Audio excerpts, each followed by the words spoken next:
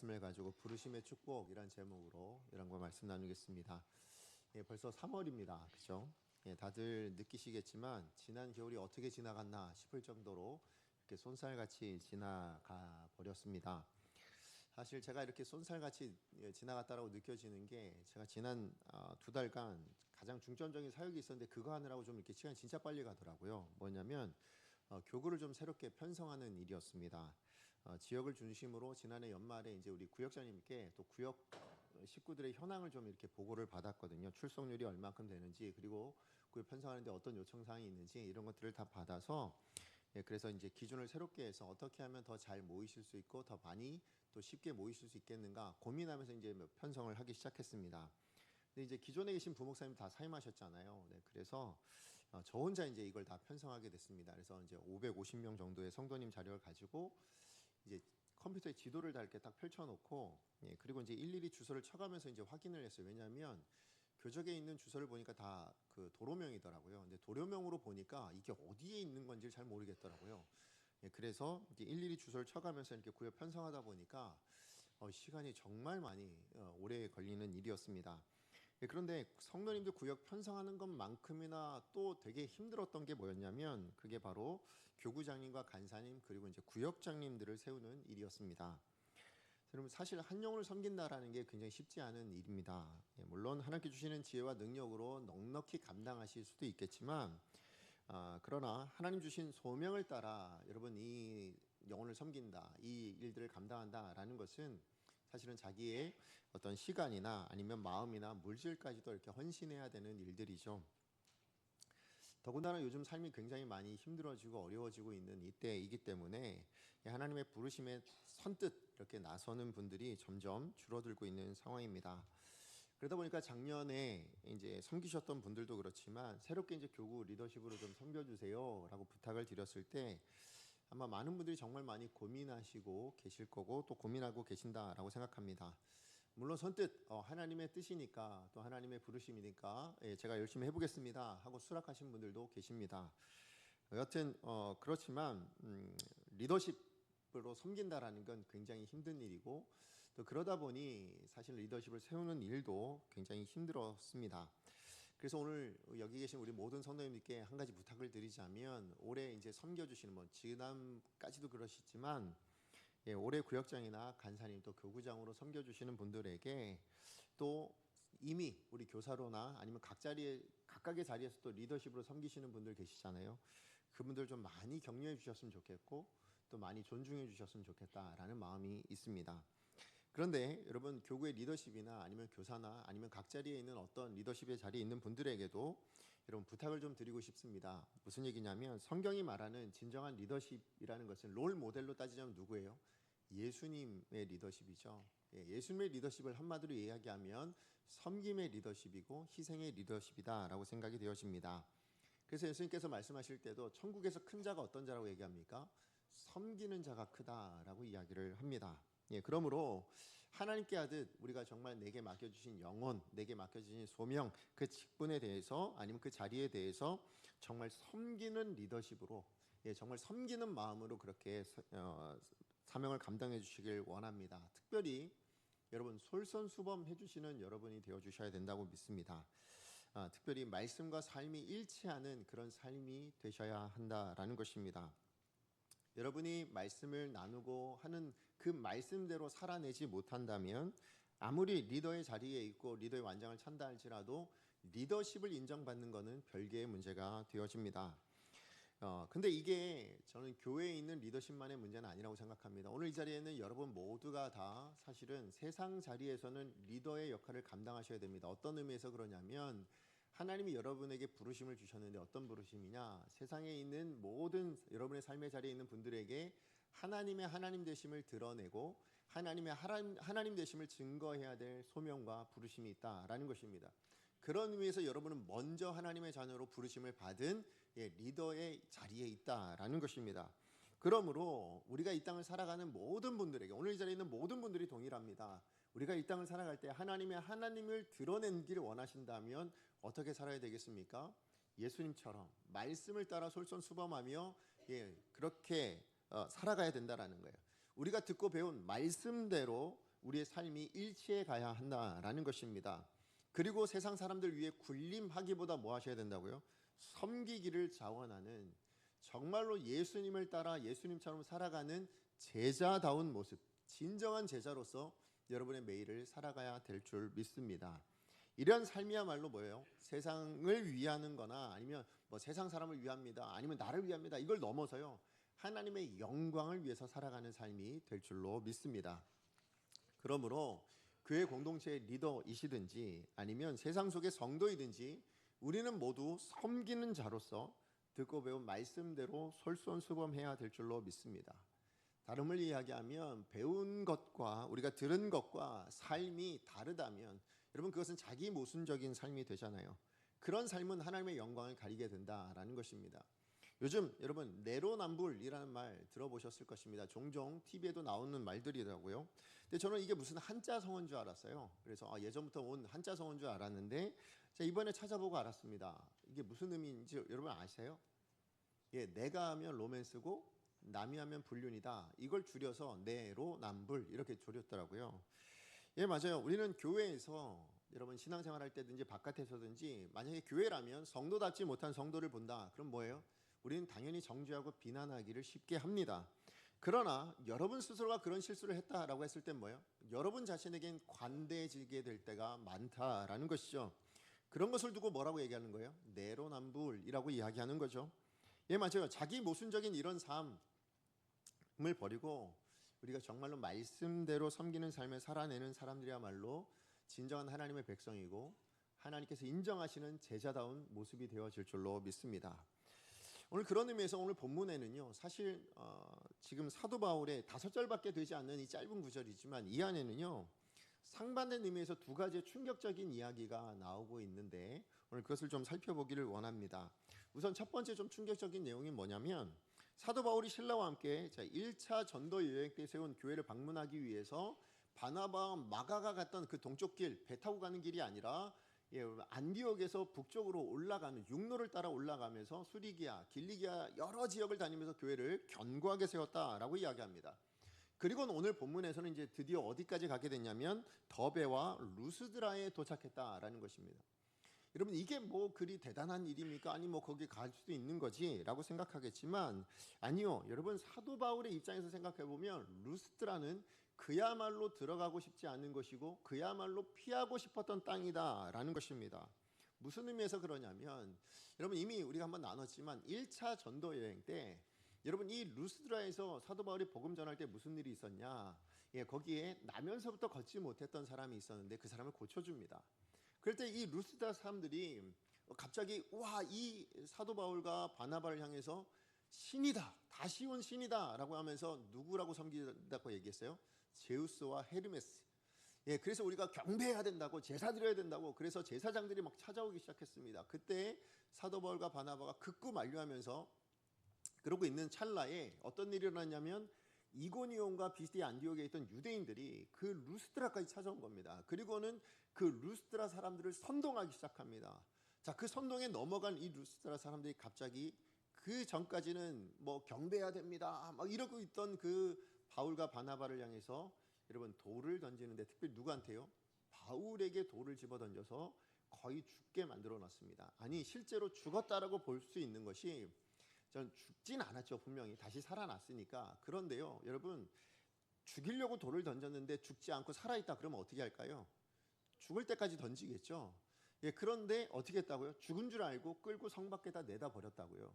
그러니까 그 당시에 봤을 때는 야 꼼짝없이 죽었네, 이제 죽었네, 그냥 이 상태였다고요.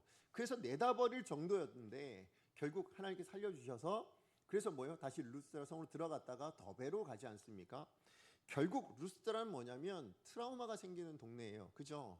예, 정말로 사람들이 돌을 던져 나를 죽였던, 예, 그래서 내가 정말 죽을 뻔했던 곳이고 더 나아가서 뭐냐면 그 루스드라에 있는 사람들이 그래서 바뀌었을까요?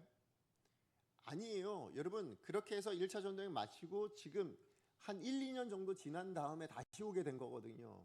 그러니 여전히 그곳에는 사도 바울을 향해 돌을 던졌던 사람들이 다 살고 있는 지역이라는 거죠. 그런 곳에 여러분 같으면 가고 싶으세요? 그러지 않잖아요. 예, 그러니까 아니 이런 곳이라면 저 같으면 아니 다른 지역도 많으니까 굳이 저 싫은 곳, 굳이 저 미운 사람이 있는 곳 뭐하러 들어갑니까? 그곳에만 사역지가 있는 것도 아닌데 다른 교회들, 다른 지역을 찾아가며 거기서 섬기고 싶은데요. 근데 오늘 본문에 사도 바울은 그러지 않았다라는 거예요. 예, 그 루스라에 들어갔다라는 것이죠. 자, 그러니까 사실 이렇게 들어간다라는 것이 정말 제 입장에서는 야 어떻게 이럴 수 있지라는 좀 충격적인 사건의 하나였고요. 그다음 두 번째로 또 충격적인 이야기는 뭐냐면 그렇게 들어갔는데 거기서 누구를 만나죠? 디모데를 만나게 됩니다. 예, 그리고 그 디모데를 자기의 동역자로 삼지요. 자, 그런데 그렇게 동역자를 삼아서 이제 다른 곳으로 이제 또 사역을 가려고 하는데 그때 충격적인 또 행동을 하나 합니다. 그게 3절입니다. 우리 3절 말씀 같이 한번 읽어보겠습니다. 시작. 바울이 그를 데리고 떠나고자 할새 그 지역에 있는 유대인으로 말미암아 그를 데려다가 할례를 행하니 이는 그 사람들이 그의 아버지는 헬라인인 줄 알미더라. 여러분 여기 나오는 사도 바울이 지금 뭐 했다고 얘기합니까? 디모데에게 할례를 행했다고 얘기합니다. 여러분 사도 바울이 누굽니까? 여러분 우리 지난 15장까지 살펴봤듯이 아시겠지만 이방인의 구원을 위해서 할례는 필요하다 필요 없다고요? 필요 없다는 걸 그렇게 외쳤던 사람입니다. 그래서 심지어 뭐예요? 그 할례가 있어야 합니다. 할례가 있어야 온전한 구원을 받습니다. 라고 주장했던 그 유대주의 성도들과 부딪히게 되었고 결국 그래서 뭐가 일어난 거예요? 제1차 예루살렘 공의회가 일어났고 그 공의회를 통해서 뭡니까? 결국은 아니요. 이방인이든 유대인이든 예수 그리스도를 믿는 믿음이면 충분합니다. 이것을 답을 내리게 되었고 그것을 안디옥 교회에다 전달하도록 하는 데 있어서 혁혁한 공을 세웠던 사람 중에 하나가 누구예요?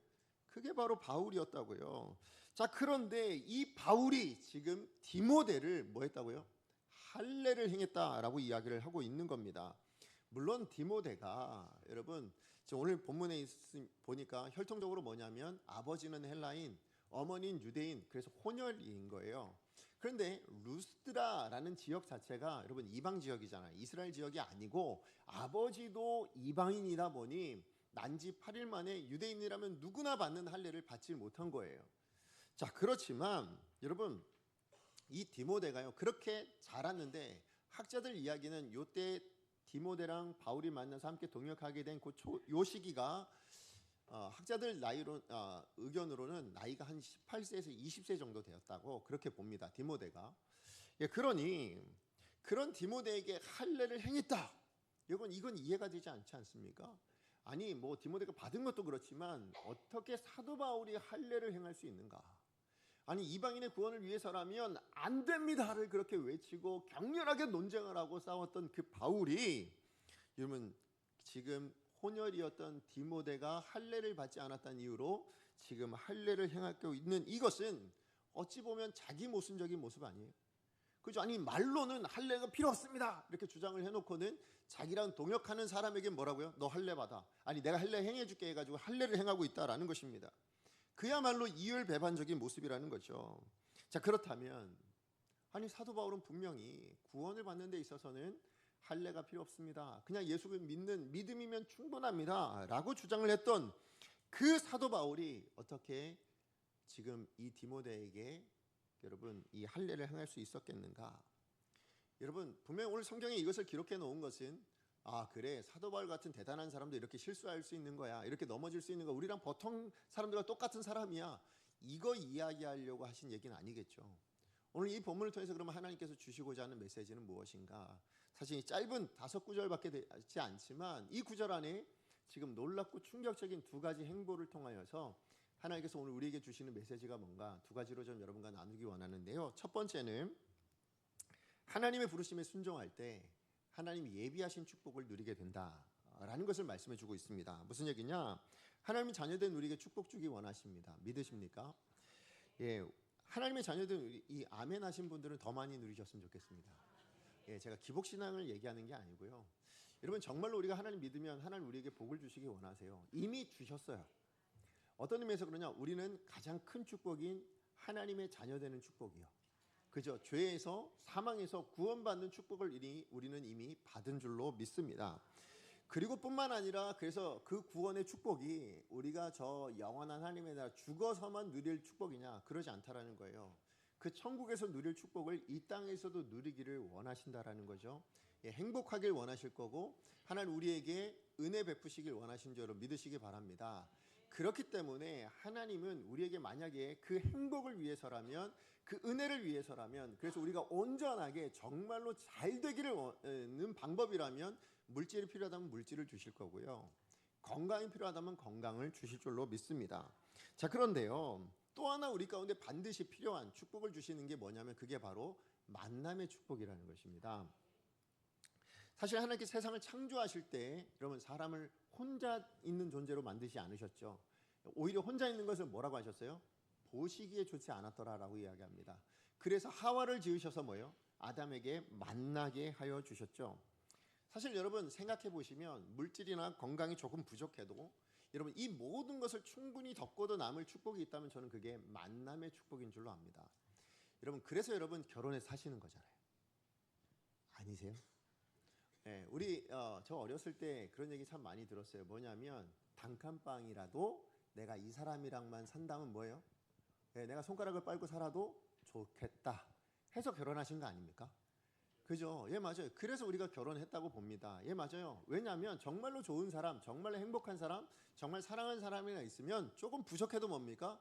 행복할 수 있기 때문에 그런 거예요.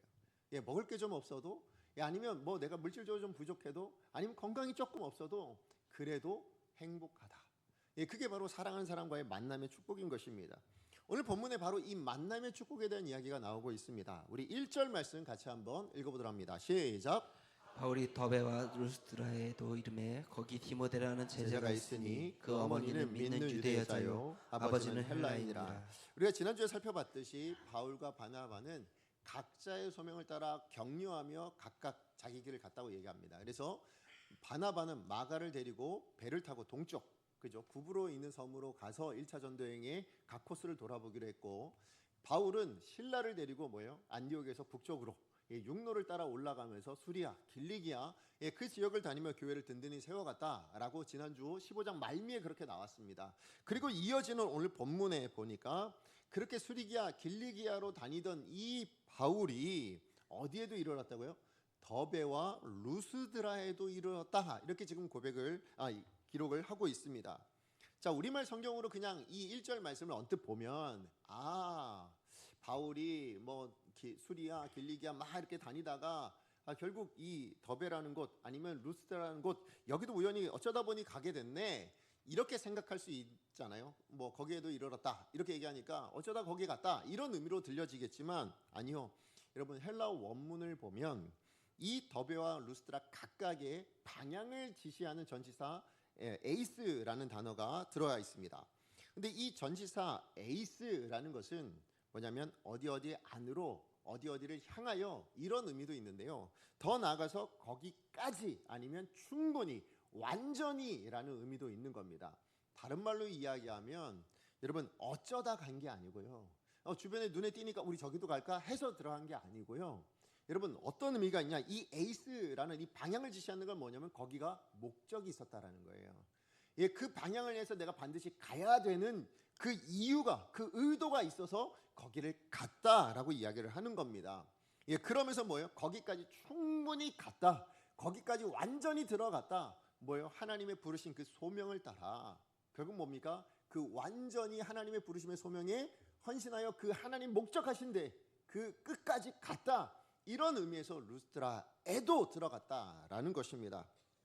아까도 말씀드렸지만 루스드라는 사도 바울에게서는 트라우마가 있을 만한 땅이에요. 그래서 뭐예요? 어느 누구라도 혹시나 돌을 하나 들면 뭐예요? 혹시 또 나한테 던지는 거 아니야? 이럴 수 있잖아요. 그죠? 내가 또 어떻게 돌에 맞아 죽을 수 있는 곳 아니야? 이런 땅이었습니다. 자, 그런데 그 돌로 자기를 쳐 죽였던 사람들이 있는 그 땅을 향해서 여러분 오늘 본문에 뭐예요? 루스드라에도 뭡니까? 그럼에도 불구하고 나는 갔다라는 거예요. 왜 갔다고요? 하나님의 부르심이 있었으니까. 하나님이 지금 그 각 교회 거기에도 하나님께서 나를 통하여 세우신 하나님의 사람들이 있으니 그 사람들을 세우기 위해서, 그 사람들을 돕기 위해서 내가 트라우마가 있지만 나는 저 사람들이 싫은 사람들이 있지만 그래도 나는 거기를 갑니다 하고 갔다라는 것이죠. 이제 그 하나님의 부르심에 이렇게 끝까지 순종했더니, 그래서 완전히 그래서 그 하나님의 부르심 안으로 갔더니, 순종했더니 어떤 일이 일어났다고요? 거기에 하나님이 예비하신 사람 누굽니까? 디모데가 있더라라는 것이죠. 예, 그 예비하신 축복을 만나고 누리게 되었노라고 말씀하고 있는 것입니다. 사실 이 사도 바울에게 디모데는요, 평생의 든든한 동역자였고 더 나아가서 영적인 아들이라고 부를 만큼, 내 아들이라고 말할 만큼 그렇게 정말 너무나도 귀한 그런 사람이었던 것이죠. 그 사람을 지금 이 루스드라에도 들어갔기 때문에 뭐예요?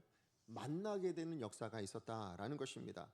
그러니까 사도 바울에게 만약에 2차 전도 여행에 가장 큰 하나님 주신 축복이 뭐예요? 라고 만약에 물어본다면 예, 저 유럽에도 가고 마게도냐도 가고 그래서 수많은 곳곳마다 내가 복음을 전하고 교회를 세울 수 있었습니다. 물론 이것도 있겠지만 그러나 사도 바울 입장에서 뭐냐면 평생을 돌아봤을 때 예, 그래도 나한테 가장 큰 축복이라면 바로 디모데를 만난 것일 겁니다 라고 이야기했을 겁니다.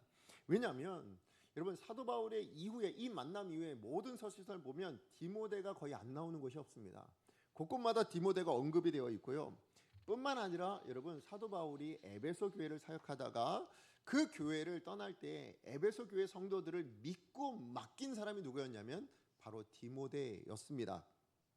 심지어 그가 죽을 날이 얼마 남지 않았을 때에 그때 여러분 누가 외에는 다른 모든 동역자들이 각자의 일들 때문에 다 흩어져 있었어요. 그래서 너무 외롭고 힘들었을 그때에 그럼 마지막으로 편지를 썼는데 그게 뭐냐면 바로 디모데 전후서입니다. 근데 그 디모데 전후서에 편지를 쓰면서 그 마지막 편지에 뭐라고 요청을 했는가? 디모데후서 4장 9절 말씀 같이 한번 읽어봅니다. 시작. 너는 어서 속히 내게로 오라. 예, 너는 어서 내게 속히 오라.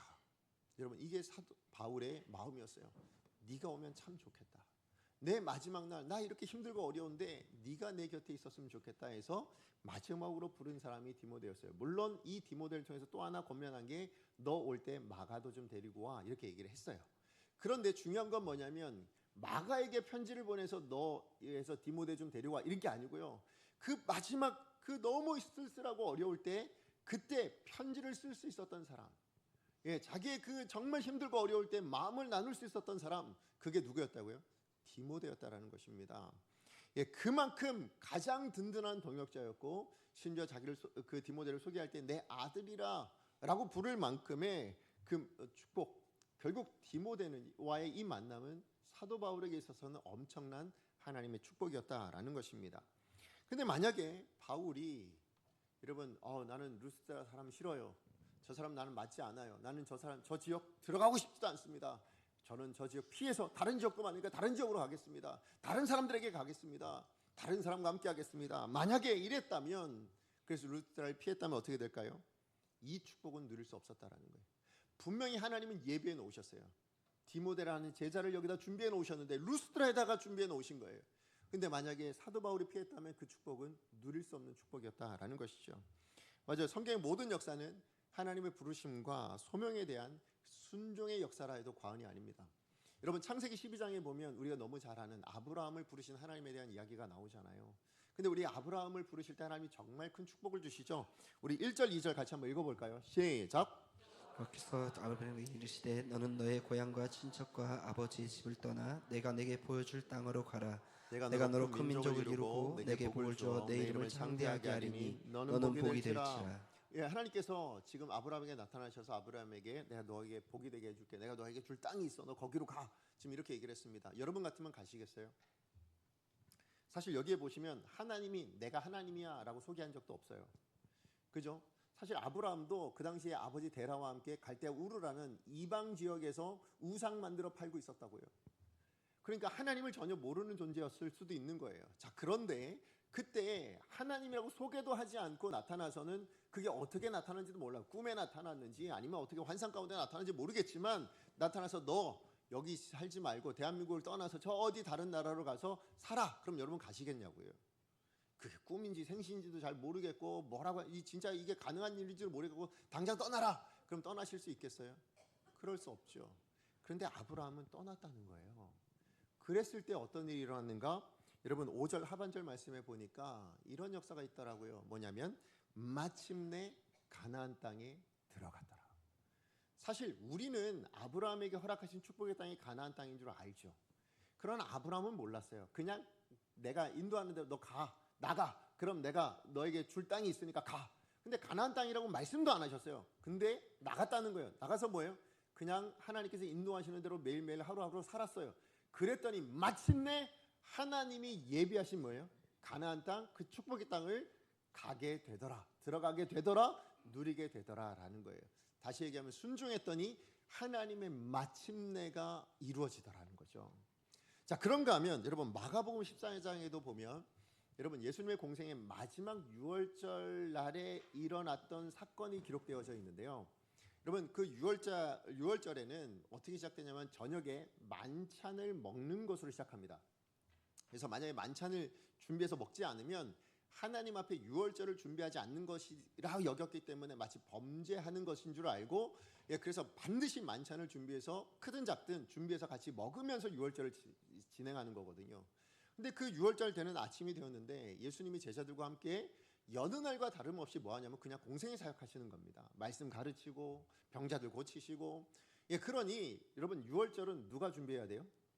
이건 제자들이 해야 될 일이잖아요. 스승이 하는 건 아니잖아요. 그러니까 제자들이 준비를 해야 되겠는데 예수님은 그 마음을 아는지 모르는지 그냥 자기 할 일만 하고 있고 시간은 속절없이 흘러가고 이제 저녁 조금만 있으면 저녁이 될 것 같은데 이 마음이 너무 타는 거예요. 그래서 시간이 거의 이제 다 되었을 즈음 이때 이 제자들이 예수님께 너무 답답해서 묻습니다. 예수님, 우리가 어디 가서 이 유월절 이걸 준비해야 되겠습니까? 라고 물어요. 그랬더니 예수님이 충격적인 대답을 주십니다. 어떤 대답을 주시냐면 너 두 사람을 딱 정합니다. 그리고는 너 지금 예루살렘 성으로 들어가면 거기 물동이 지고 가는 한 사람 만날 건데 그 사람 따라 들어가. 그럼 어느 집으로 들어갈 건데 그 집 주인에게 얘기해. 그러면 그 집 주인이 준비해준 방이 있을 거야. 거기서 만찬 준비하면 돼. 이렇게 지금 얘기를 하신 거예요. 여러분 이렇게 얘기하니까 그냥 그런가 보다 지금 이러고 듣죠. 여러분 여기서 만약 예를 들면 여러분에게 여러분 서울로 가면 거기 책가방 메고 있는 한 사람이 있을 거니까 그 사람 따라가. 그러면 어느 집으로 들어갈 건데 그 집 들어가면 거기 집주인에게 얘기해서 거기 있는 장소를 준비해서 거기서 준비하면 돼. 여러분 같으면 이게 이해가 되세요? 이해가 안 되잖아요. 그죠? 아니 저 같으면 뭐 이름이라도 하다못해 가방색은 무슨 색이에요? 아니면 뭐 어떤 여자예요 남자예요? 이런 걸 물어봐야 되잖아요. 아니 구체적이지 않아요. 너무 뜬금없어요. 아니 그 수많은 사람들 물동이 지고 다닐 텐데 한 사람만 물동이 진 건 아닐 텐데 아니 그 사람 따라가면 어느 집으로 들어갈 줄 알고요. 괜히 들어갔다가 주인한테 장소 있습니까? 그랬더니 뭔 소리 하는 거예요 지금? 이럴 수도 있는 거잖아요. 그런데 너무 더 당황스러운 건 뭐냐면 제자들의 반응입니다. 여러분 제자들은 그 예수님의 말씀 듣자마자 뭐였냐면 바로 예루살렘 성으로 들어가 버립니다. 들어갔더니 어떤 일이 일어났는가? 우리 16절 말씀 같이 한번 읽어보도록 하겠습니다. 시작. 제자들이 나가 성내로 들어가서 예수께서 하시던 말씀대로 만나 유월절 음식을 준비하니라. 네, 어떤 역사가 있었습니까? 말씀한 대로 만나는 역사가 일어나더라고요. 무슨 얘기냐? 이해가 되지 않아요? 분명히 나는 할 수 없을 것 같아요. 그런데 순종했더니 그 하나님의 명령에 그 하나님의 소명에 순종했더니 뭐가 된다고요? 말씀대로 되어지는 역사, 그 역사를 누리게 되더라라는 것이죠. 이처럼 여러분 성경은요 순종할 때 하나님의 역사가 일어난다고요. 순종할 때 하나님 주신 축복을 누리게 된다라고 끊임없이 말씀해주고 있는 겁니다. 아브라함이 순종하지 않았던들 하나님이 예비하신 마침내의 축복은 없었습니다. 그죠? 제자들이 순종하지 않았던들 예수님이 예비하신 말씀대로 되어지는 역사는 없었을 것입니다. 바울이 하나님의 부르심을 따라 순종하지 않았던들 끝까지 루스드라에 들어가지 않았다라면 이 만남의 축복은 누리지 못했을 것이다 라는 것입니다. 그러면 여러분 우리 살아가는 동안에 반드시 기억하시고 하나님 앞에 기도하실 수 있었으면 좋겠습니다. 뭘요? 우리가 이 세상을 살아가는 동안에 하나님의 부르심이라면 하나님의 말씀이라면 끝까지 순종하게 하여 주시옵소서. 그러면 그곳에 준비해 놓으신 뭐예요? 하나님께서 예비하신, 제가 그래서 엮었어요. 마침내 말씀대로 만나는 역사예요. 그죠? 마침내 말씀대로 만나는 이 역사, 이 축복을 누리게 하여 주시옵소서. 이 기도와 그것을 응답받는 저와 여러분의 삶이 되어지기를 간절히 축복합니다. 자, 그런가 하면 두 번째로 오늘 주신 말씀을 통해 주시는 두 번째는 뭐냐면 그 하나님의 부르심이라는 것이 만만치 않다라는 거예요. 그래서 그 부르심에 우리가 온전하게 끝까지 순종하려면 뭐가 필요하냐? 내려놓음과 희생이 필요하다라는 것입니다. 여러분 사도 바울은 각 교회를 든든히 세워가라라는 그 하나님의 부르심에 순종하기 위해서 기꺼이 자신의 목숨까지 걸고 뭐예요? 자기를 돌로 쳐 죽이려고 했던 사람들이 있는 루스드라로 들어갑니다. 그랬더니 어떤 축복이요? 하나님께서 준비해 놓으신 그 영적인 동역자요 아들이었던 디모데와의 만남을 허락해 주시죠. 근데 제가 이미 말씀드렸듯이 그 당시에 디모데 나이가 몇 살 정도 됐다고요? 학자들은 18세에서 20세 정도. 우리로 얘기하면 이제 청소년기를 막 지나서 이제 뭐예요? 청년기로 접어들 만한 그 나이가 되었다라고 얘기합니다. 혈기왕성한 때, 그죠? 자기 주관이 이제 뚜렷해지는 그런 때입니다. 자, 그런데 그런 디모데를 성경은 뭐라고 지금 소개를 하고 있냐면 제자라고 소개하고 있다라는 거예요. 근데 여러분 이건 굉장히 특별한 일입니다. 어떤 의미에서 그러냐면 여러분 성경에서 처음 등장하는 어떤 인물을 만약에 소개한다면 하나님은 어떤 방식으로 소개를 하냐면 누구라 하는 사람이 있다 이렇게 이야기를 합니다. 자, 한번 여러분 욥기서 1장 1절 말씀 같이 한번 읽어볼까요? 시작. 우주 땅에 욥이라 불리는 사람이 있었는데 그 사람은 온전하고 정직하여 하나님을 경외하며 악에서 떠난 자더라. 네, 정말 대단한 사람이죠. 근데 그 대단한 욥이라는 사람을 소개할 때도 뭐라고요? 욥이라고 불리는 사람 이렇게 얘기해요. 여러분 신약 성경에도 마찬가지예요. 요한복음 3장 1절 말씀 같이 한번 읽어볼까요? 시작. 그런데 바리새인 중에 니고데모라 하는 사람이 있으니 유대인의 지도자라. 예, 니고데모를 소개하는데 뭐라고요? 니고데모라 하는 사람이 있었다고 얘기합니다. 자, 그런가 하면 사도행전 10장 1절입니다. 같이 한번 읽어봅니다. 시작. 가이사랴에 고넬료라 하는 사람이 있으니 이달리아 부대라 하는 군대의 백부장이라. 예, 이처럼 여러분 성경에서 처음 등장하는 어떤 인물을 소개할 때 하나님은 항상 뭐예요?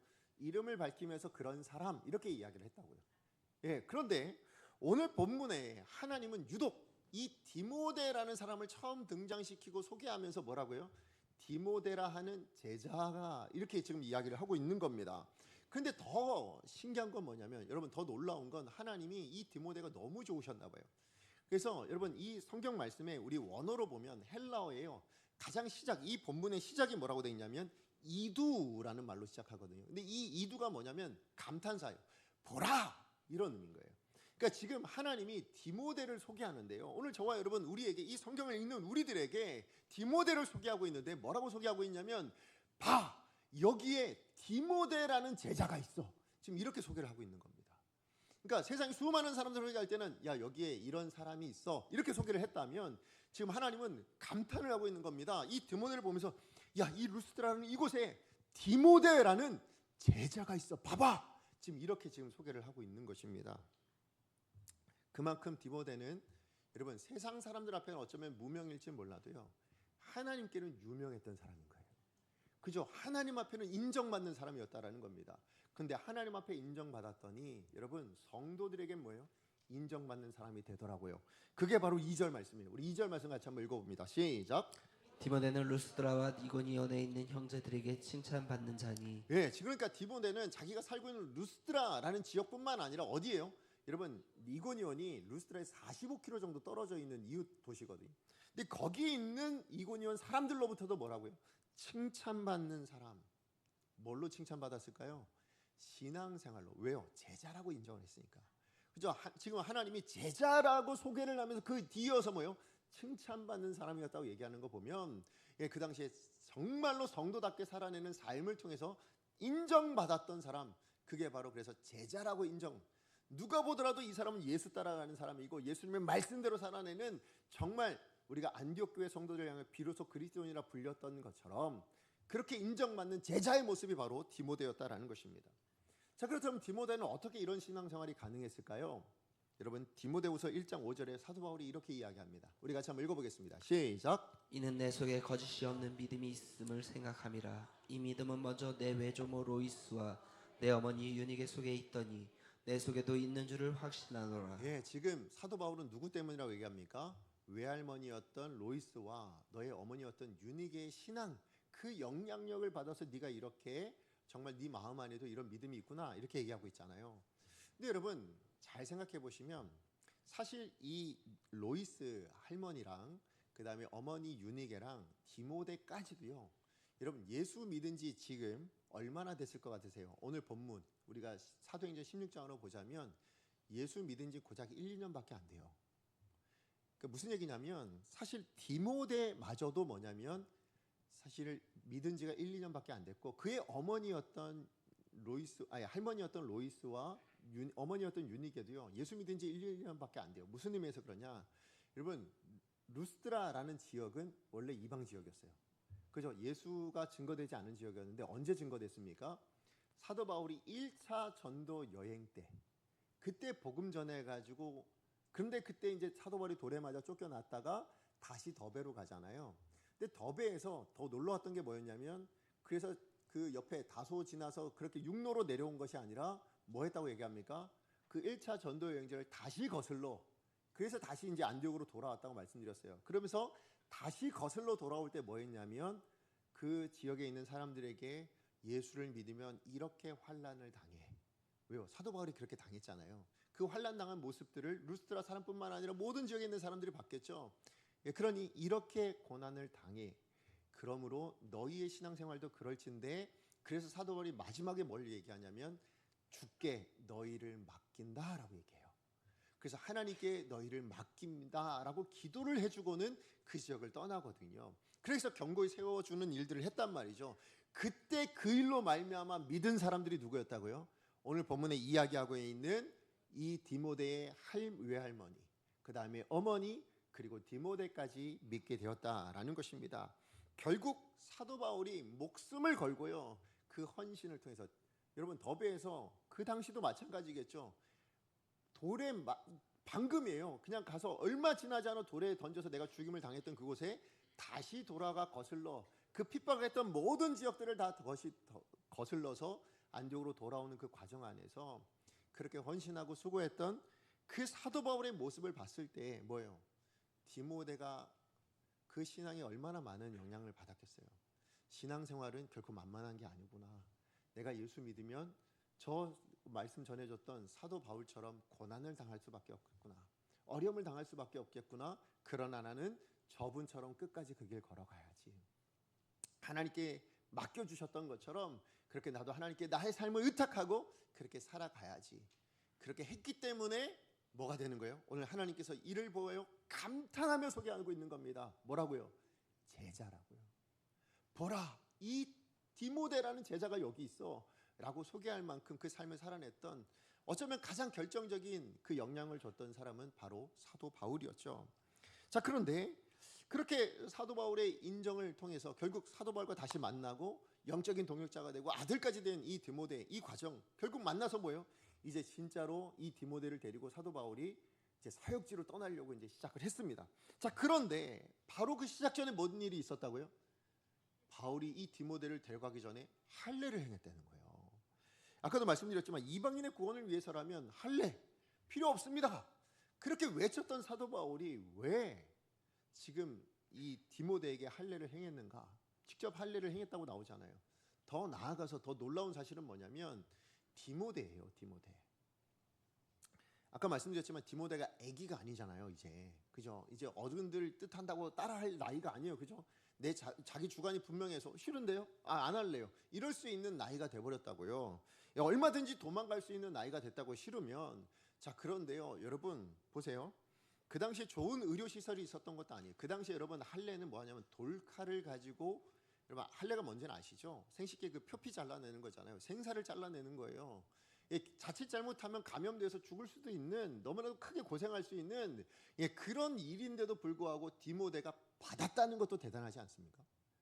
그죠? 디모데가 아니 유대인도 아니고 아버지는 헬라인인데 아니 여지껏 18살 20살이 될 때까지 할례를 받을 생각도 없었는데 여러분 갑자기 디모데가 할례를 받았다라는 거예요. 그러니까 바울은 할례를 행하고 디모데는 할례를 받았다라는 거죠. 이 일이 어떻게 일어나게 되었는가? 그 이유는 하나입니다. 뭐냐면 바울이나 이 디모데나 전부 뭡니까? 하나님의 부르심에 온전히 순종하기 위한 방법이었기 때문에 그렇다는 거예요. 이게 무슨 의미냐면 사실 사도 바울은 이방인이든 유대인이든 사실 구원에 있어서는 할례가 필요 없다는 건 분명히 견지하고 있는 겁니다. 그런데 여러분 복음을 증거하는 데 있어서는 이 할례를 받지 않는 이 일이 걸림돌이 될 수 있기 때문에 할례받게 한 거예요. 무슨 얘기냐? 여러분 유대인들에게 있어서는 이방인은 뭡니까? 지옥의 불쏘시개, 아니면 뭐예요? 그냥 부정한 사람이라고 여기서, 그래서 가까이도 할 수 없는 사람이었다고요. 그런데 사도 바울은 이미 유대인이었잖아요, 그죠? 그러니까 유대인의 회당에 들어가는 게 어렵지 않아요. 얼마든지 들어갈 수 있단 말이죠. 왜냐하면 이미 할례를 받은 유대인이니까. 그런데 디모데는 뭐예요? 비록 반은, 어머니는 유대인이니까 유대인의 피는 있지만 할례를 받지 않았어요. 자, 그러니 이방인에 가까운 사람이잖아요. 그러니 유대인의 회당에 들어가기가 편했을까요? 그렇지 않다라는 거예요. 분명히 복음을 전해야 되는데 유대인의 회당에 들어갈 수가 없어요, 유대인을 위해서. 더 나아가서 뭡니까? 여러분, 그 당시에 이 할례를 받는 이것을 통하여서 뭐예요? 다시 얘기하면 여러분, 할례를 받은 사도 바울도 돌에 던져 죽이려고 했잖아요, 복음 전할 때, 그죠? 근데 만약에 할례도 받지 않은 디모데가 복음 전할 때는 어떤 일이 일어날 것 같으세요? 더 큰 일이 일어날 거 아니에요. 저 이방인이 뭘 안다고 하면서 더 난리가 날 거 아니겠습니까? 그러니까 뭐예요? 할례를 받겠다라는 거죠. 뿐만 아니라 디모데 입장에서도 뭡니까? 아, 제가 복음을 증거해야 되는 바울의 동역자로서 그 일을 수행하기 위해서는 내가 생사를 잘라내야 되는 일이 있다 할지라도, 그걸 통해서 내가 혹여나 감염되어 죽는다 할지라도 뭐예요? 저는 기꺼이 받겠습니다가 된 거예요. 뭐 해야 되니까? 복음 증거해야 되니까. 예, 바울의 동역자로서 그 복음 증거하는 하나님의 이 부르심에 내가 온전히 순종하려면, 내가 이 일을 온전히 감당하려면 내가 할례 받지 못한 것이 걸림돌이 되어서는 안 된다. 그러니까 뭐예요?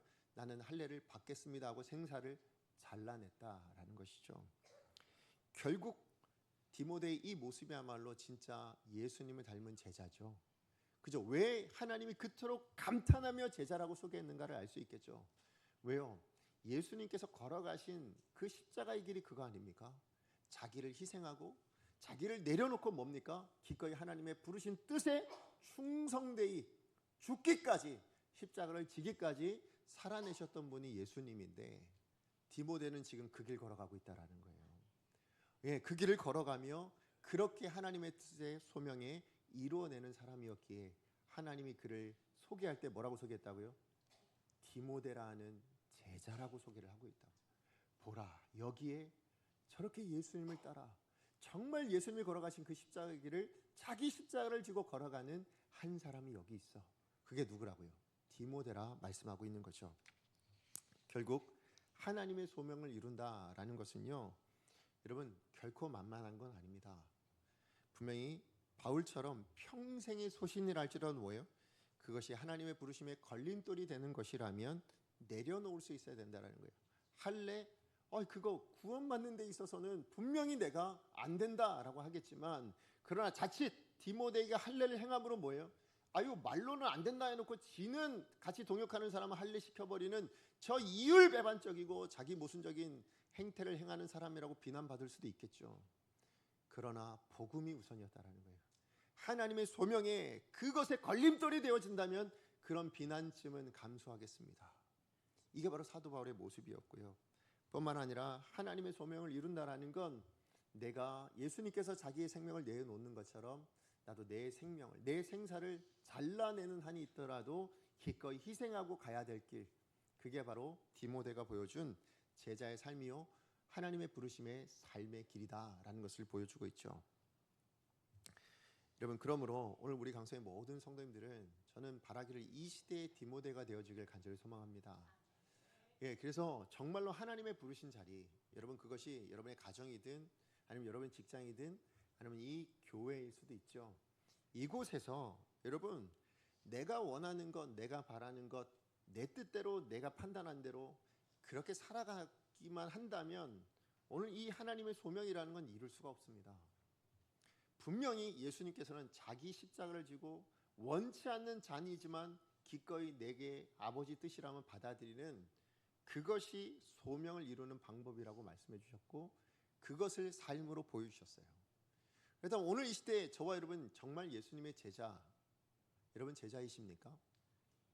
정말 그렇게 하나님의 소명을 이루는 사람으로 살기를 원하십니까? 그렇다면 오늘 이 시대에 디모데와 같은 인생이 되어야 됩니다. 내가 이 하나님의 소명을 위해서라면, 이것이 하나님의 뜻이라면 기꺼이 내 뜻, 내 생각, 내 판단 다 내려놓습니다. 예, 그리고 내 것을 희생하고 심지어 내 생사리라도 잘라내겠습니다. 이 결단이, 이 삶이 있지 않는 한 하나님의 부르심의 끝을 향해 가는 것은 불가능하다라는 거예요. 이것을 결단하고 가셔야 될 길이 우리가 살아내는 신앙의 길이고 소명의 길이다라는 것을 여러분 반드시 기억하셨으면 좋겠습니다. 그래서 여러분 이 시대에 디모데가 되어주시길 다시 한번 간절히 축복합니다. 말씀을 결론을 맺습니다. 하나님의 부르심에 끝까지 순종할 때 하나님께서 예비하신 축복이요, 마침내 말씀대로 만나는 축복이 여러분에게 있게 되어질 줄로 믿습니다. 그러나 그 부르심의 끝까지 가는 길은요, 그 마침내 만나는 축복을 정말로 말씀대로 만나지는 축복을 여러분 누리기를 원하셔서 그 부르심의 끝을 향해 그 루스드라라는 곳까지 가는 그 일을 이루기 위해서는 반드시 필요한 건 뭐라고요? 나의 뜻을 내려놓는 게 필요합니다. 예, 희생하는 게 필요하고요. 여러분 내 생각을 멈추는 게 필요한 거예요. 그리고 하나님의 뜻을 붙들어내는 게 필요한 거죠. 예, 그렇기 때문에 하나님은 지금도 그렇게 살아가는 예수님의 제자를 찾고 계십니다. 예.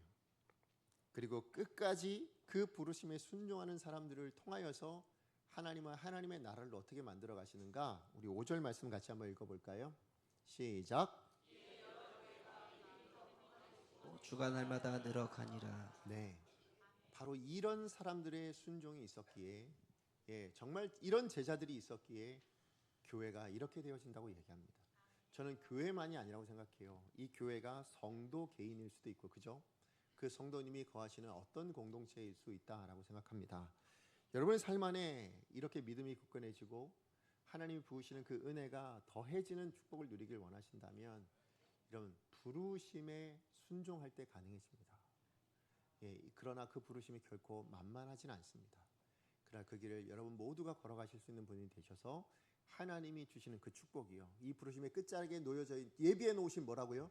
마침내 말씀대로 만나지는 축복을 누리는 우리 강성의 모든 성도님들 되어지기를 다시 한번 간절히 축복합니다. 우리 시간에 같이 한 말씀 기억하며 함께 찬양합니다. 우리에겐 소원이 하나 있네 라는 찬양이에요. 여러분 여기에 보면 이 찬양